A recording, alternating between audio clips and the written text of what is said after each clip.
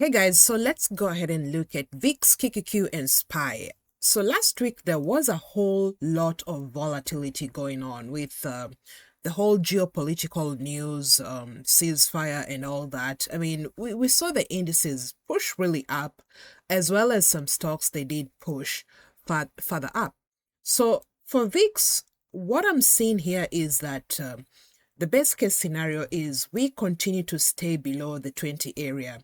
This area right here from about 21 to 23 was a very key area when we saw VIX pushing up all the way to almost 35, and the markets reacted very badly towards that. So, I mean, we've seen just whipsaws going on each and every time. So up until right now, we closed right here on Friday at about $19. So we have the 200 approaching right down here, and we can see on previous areas right here, we can see that VIX was kind of trying to hold above the 200, and that's exactly where we are about to head, about $18. So a couple of things here.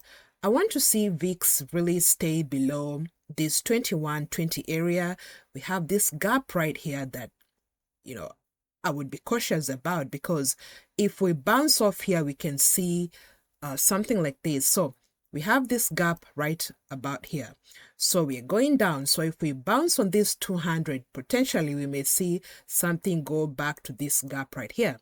So going into next week, I want to see VIX stay below the 20 area, and potentially we may see the market holding up, QQQ holding up, SPY holding up, and so on and so forth. However, if we come back down and bounce right here at the 200, then we may potentially see this thing start going back up, and you'll see that translate into the market going back down, Qs, SPY, and everything else. So right now, let's see what happens in this coming week. I want to see VIX just stay below the 20 area. Just keep in mind, be cautious about this gap that it created. It gapped down from about 24 to, this is $22. I would be cautious about this. If potentially we go back up, I would like to see what happens in this area. And best case scenario is we continue trending downwards and the market will perform better. Worst case scenario is we continue trending back up. We find support here at the daily 200, and we continue trending back up, and you'll see how the markets are going to react to that. We are going to continue pushing lower. So let's look at QQQ. So QQQ has been performing, ever since, I believe you guys, if you watched my video, you remember I was talking about this liquidity right here, and it came and picked up that liquidity, moved further lower to about 555, and we can see it started making higher highs and higher lows. And then on the day that the US was having, there was a ceasefire, we can see how the markets and everything else just gapped all the way up. So right now, you can see we've just been trading above that 602 area, pushing all the way up to almost 613. So a few things to watch here.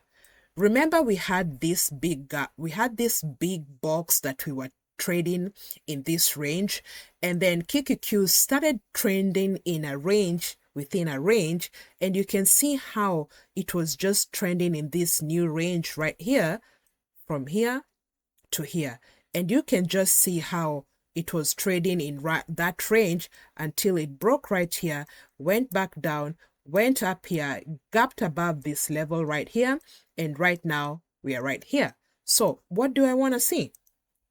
Let's take some of these drawings out. All right, so what I want to see is we are approaching this level right here all once again. Coming this week, I would really like to see what happens at this level where we have the big arrow at about, this is 616.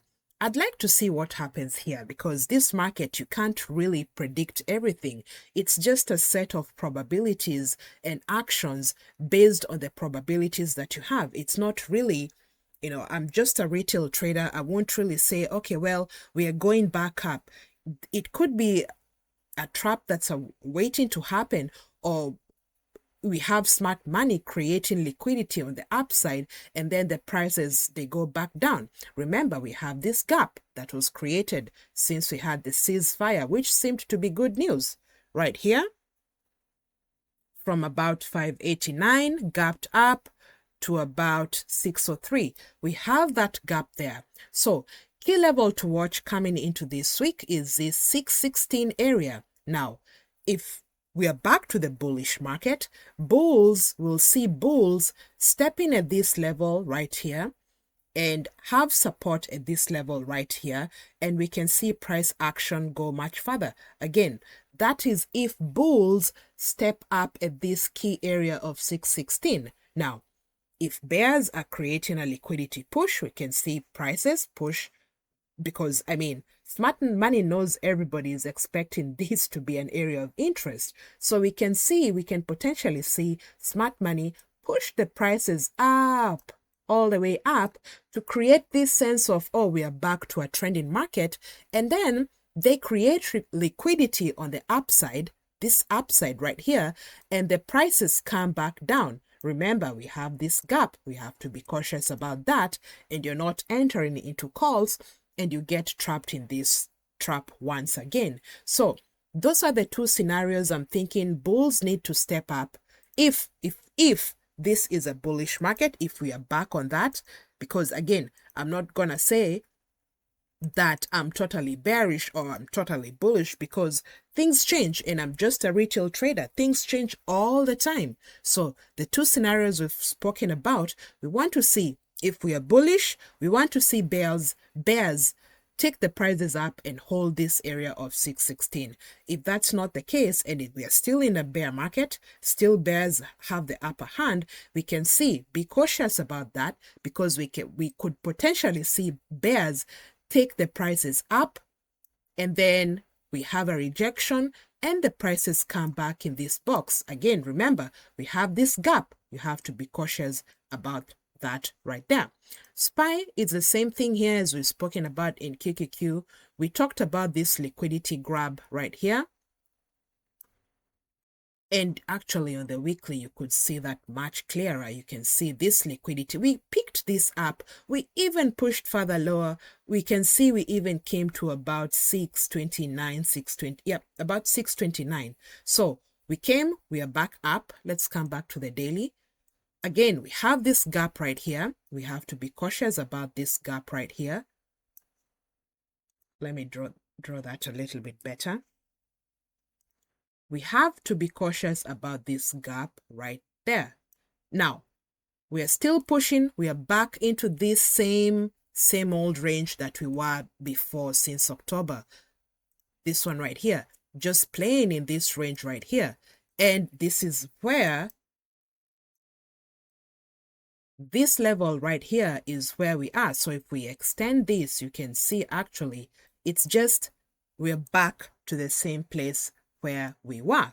So key thing here I would be looking at for is this area of 680, about 680s. This 680s area, 686 area would be a very key area of interest to look at and see what happens around here. Again, the same scenario as QQQ.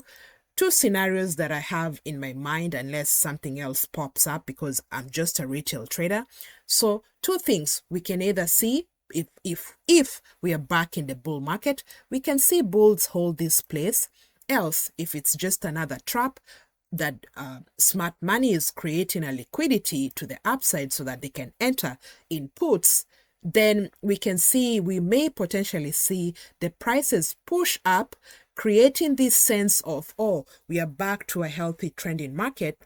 But what is really happening? We face a rejection and we go back down, and keep in mind, we have this gap right over here. So it would be a key interesting thing to see what happens here next week. Again, I can't really predict all the steps that may happen, but just try and follow what is going on, what the market is doing, what VIX is doing, and try make a good presumption of what's going on.